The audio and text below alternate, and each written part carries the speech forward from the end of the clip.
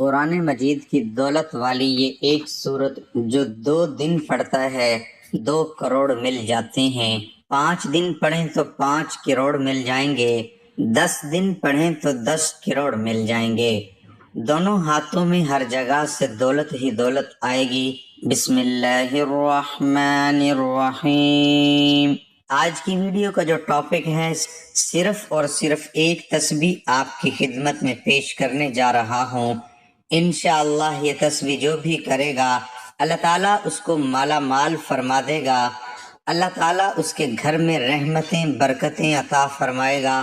آج کے دور میں ہر انسان نوکری کی تلاش میں ہے، کاروبار کی پریشانیوں میں ہے۔ آج کے دور میں ہر ضرورت، ہر چیز، ہر شے آپ کو پیسوں کے بغیر کچھ بھی نہیں کر سکتے۔ آج پیسہ ضرورت بن کر رہ گیا ہے۔ آج ہماری تمام خواہشات، ضروریات پیسے سے منسلک ہیں۔ ہر بندہ پیسے کی بھاگ دوڑ میں لگا ہوا ہے۔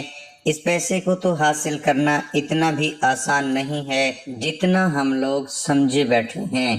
ہم لوگ حقیقت سے پیچھے ہٹتے چلے جا رہے ہیں۔ حقیقت یہ ہے کہ رب تعالیٰ کی ذات ہے جو نوازنے والی ہے۔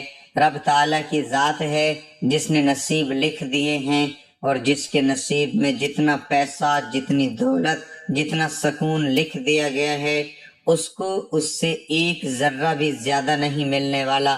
یاد رہے، یہ جو میں آج کا وظیفہ، آج کی ویڈیو بتانے جا رہا ہوں، آپ سے گزارش ہے ویڈیو کو بالکل بھی سکپ نہ کیجیے گا، ویڈیو کو اینڈ تک لازمی دیکھیے گا۔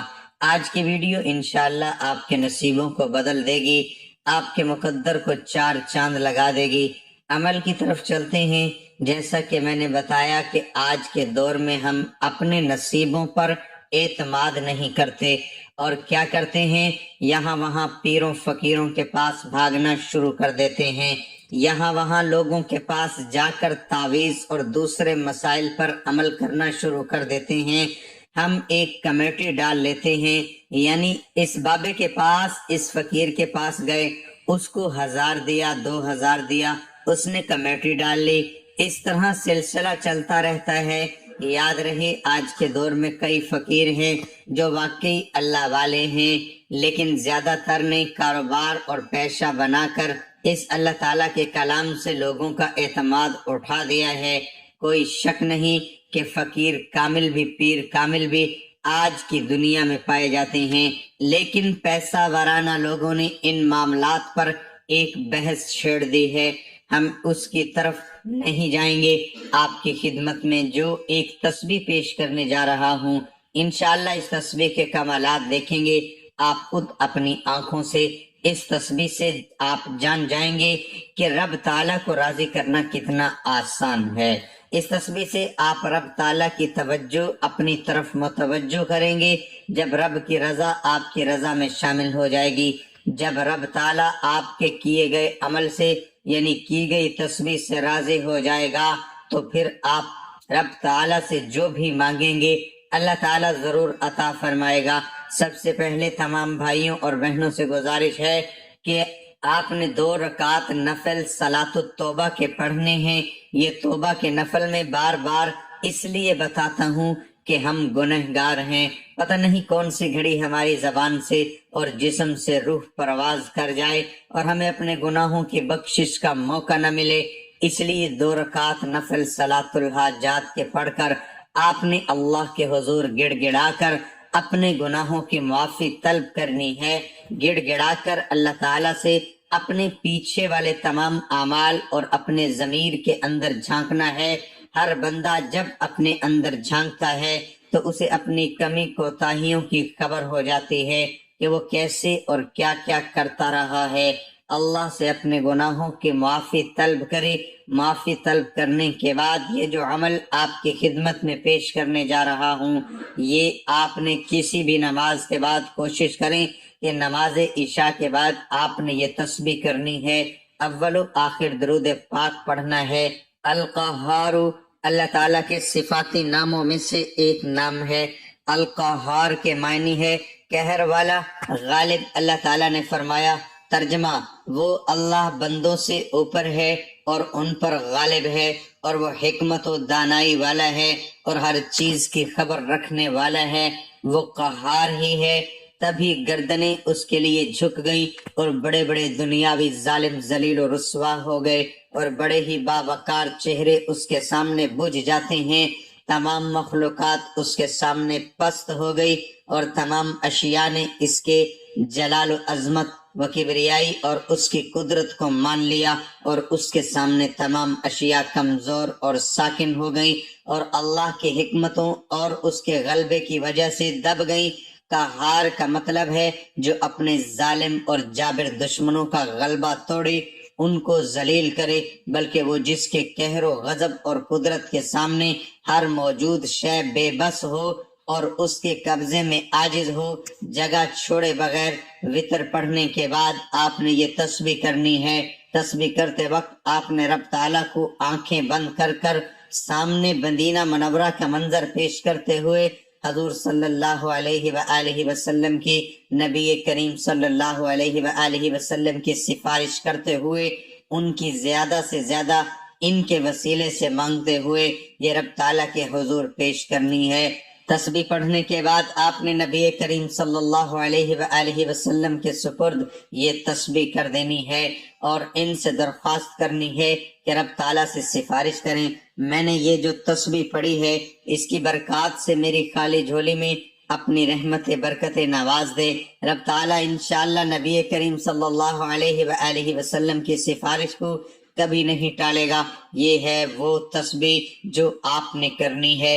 هو اللہ الذی لا الہ الا ہو، یا قہار، یا وہاب، یا رزاق، یہ ایک دانے پر پڑھی گئی، اس طرح دوسرے دانے پر بھی یہ سارا پڑھنا ہے۔ اللہ الذی لا الہ الا ہو، یا قہار، یا وہاب، یا رزاق، تیسرے پہ بھی یہ سارا پڑھنا ہے۔ اس طرح 100 دانوں کی یہ تسبیح کرنے کے بعد آپ نے نبی کریم کی بارگاہ میں درخواست کرنی ہے کہ اللہ کے حضور میری سفارش کریں، میری مشکلات پریشانیوں کو دور فرمائیں۔ یاد رہے یہ اللہ تعالیٰ کے خاص اسم مبارک کا مجموعہ ہے، یہ خاص ایک مجموعہ رب تعالیٰ کے ناموں کو ملا کر بنایا گیا ہے، جس کا مقصد رب تعالیٰ کو راضی کرنا ہے، رب کی رحمتوں برکتوں کو اپنی جھولیوں میں بھرنا ہے۔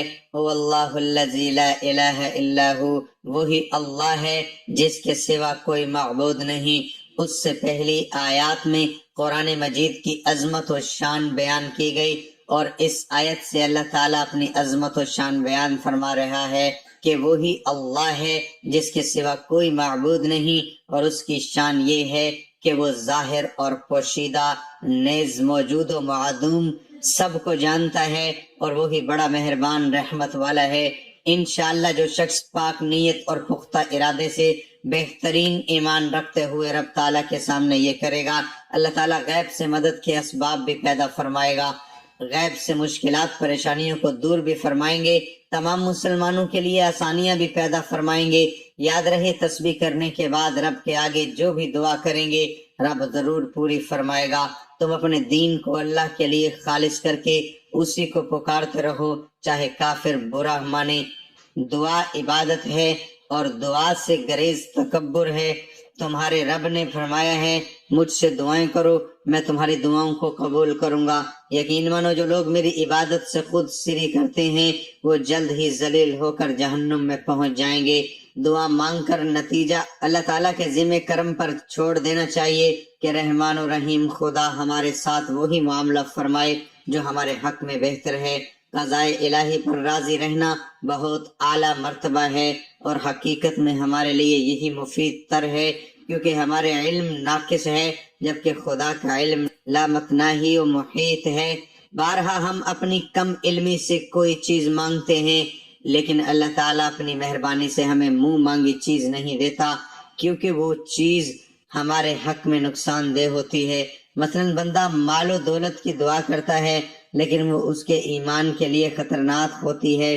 یہ آدمی تندرستی عافیت کا سوال کرتا ہے، لیکن علم الہی میں دنیا کی تندرستی آخرت کے نقصان کا باعث ہوتی ہے، تو یقیناً ایسی دعا قبول نہ کرنا بندے کے لیے زیادہ اچھا ہے۔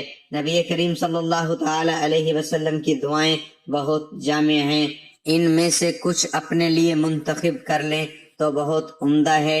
ایک جامع دعا یہ بھی ہو سکتی ہے کہ اے اللہ مجھے ایمان و تقوی، صحت و عافیت، خوشیوں اور خوشحالیوں والی لمبی زندگی عطا فرما، جان مال، عزت اور اہل خانہ کے حوالے سے برے وقت اور آزمائش سے محفوظ فرما، عافیت کے ساتھ اب ایمان پر پختہ نظام آسانی، قبر و جہنم کے عذاب سے حفاظت، معاشر کی گھبراہٹ سے امن اور جنت الفردوس میں بے حساب داخلہ عطا فرما۔